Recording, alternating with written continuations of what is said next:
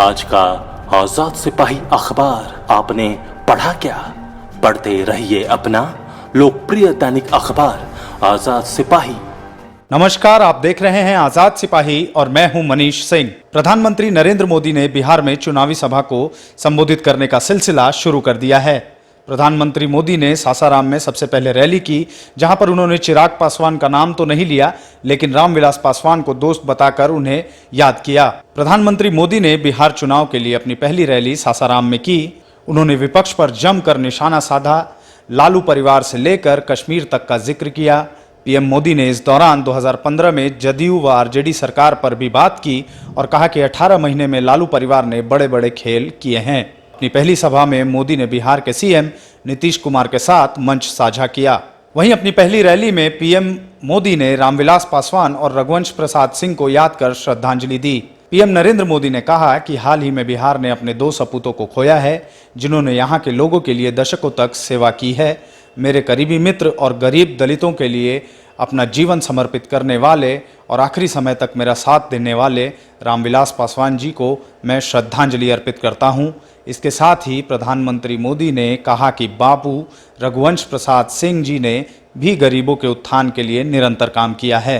अब वो भी हमारे बीच नहीं हैं, मैं उन्हें भी अपनी श्रद्धांजलि अर्पित करता हूं। उन्होंने कहा कि मैं बिहार के लोगों को इतनी बड़ी आपदा का डटकर मुकाबला करने के लिए बधाई देना चाहता हूं।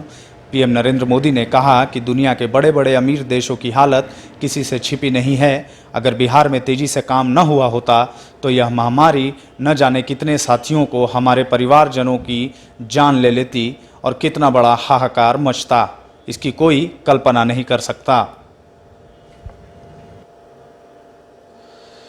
प्रधानमंत्री मोदी ने शुक्रवार को बिहार के गया जिले में आयोजित चुनावी सभा को संबोधित करते हुए कहा कि बिहार चुनाव इस बार 2 कारणों से अहम है। एक तो कोरोना महामारी के बीच यह पहला बड़ा चुनाव है जहां इतनी बड़ी संख्या में मतदान होने वाला है, इसलिए नज़र इस बात पर है कि खुद को सुरक्षित रखते हुए बिहार लोकतंत्र को कैसे मजबूत करता है। दूसरा, ये चुनाव इस दशक में बिहार का पहला चुनाव है। एनडीए की जीत के साथ ये चुनाव बिहार की भूमिका को और मजबूत करेगा। प्रधानमंत्री ने अपने संबोधन में राजद का नाम लिए बगैर कहा कि 90 के दशक में बिहार के लोगों का अहित किया गया है। बिहार को अराजकता और अव्यवस्था के किस दलदल में धकेल दिया गया है, ये आप में से अधिकांश ने अनुभव किया होगा। आज भी बिहार की अनेक समस्याओं की जड़ में 90 की दशक की अव्यवस्था और कुशासन है।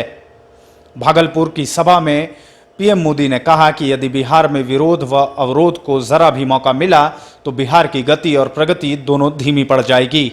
उन्होंने कहा कि बिहार की जनता नीतीश कुमार को दोबारा सीएम बनाने की शपथ ले चुकी है। बिहार के लोग ठान चुके हैं कि एनडीए को फिर से जिताना है ताकि प्रगति के पथ पर बिहार की गति और तेज हो। एनडीए के विरोध में जो लोग खड़े हैं वे देश हित में लिए गए हर फैसले का विरोध कर रहे हैं।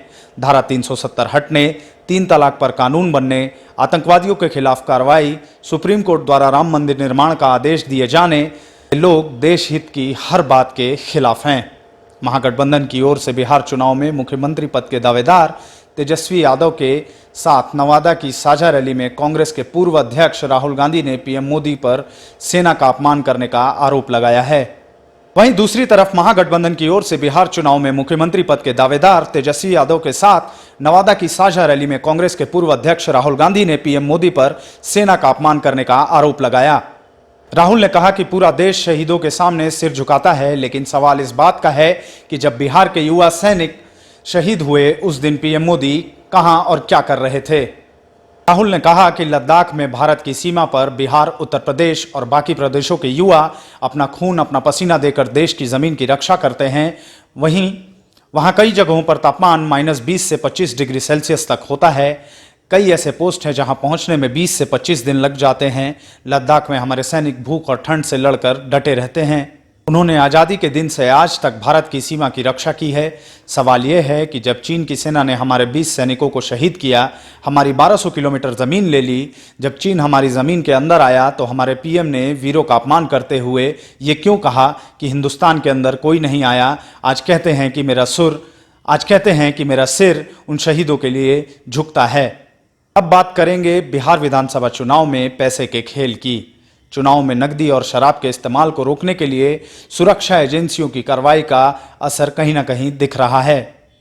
चुनाव की घोषणा के बाद शुरू जांच पड़ताल में अब तक भारी मात्रा में कैश और शराब की बरामदगी हुई है। करीब 17 करोड़ की राशि बरामद हो चुकी है। वहीं नेपाली करेंसी और शराब बरामदगी का सिलसिला भी जारी है। चुनाव की घोषणा के बाद सभी विधानसभा क्षेत्रों की चौकसी बढ़ा दी गई है। रुपए और शराब का इस्तेमाल कर मतदाताओं को प्रभावित नहीं किया जा सके, इसके लिए पुलिस और अर्धसैनिक बल जगह जगह चेकिंग कर रहे हैं।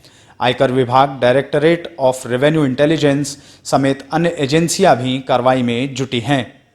स्टैटिक सर्विलांस टीम और फ्लाइंग स्क्वाड के अलावा दूसरी एजेंसियों द्वारा अब तक 16.83 करोड़ नगद, 49.39 लाख नेपाली नोट, 4.59 लाख लीटर से ज्यादा शराब बरामद की गई है। अभी के लिए इतना ही। आगे की न्यूज अपडेट्स जानने के लिए देखते रहिए आजाद सिपाही।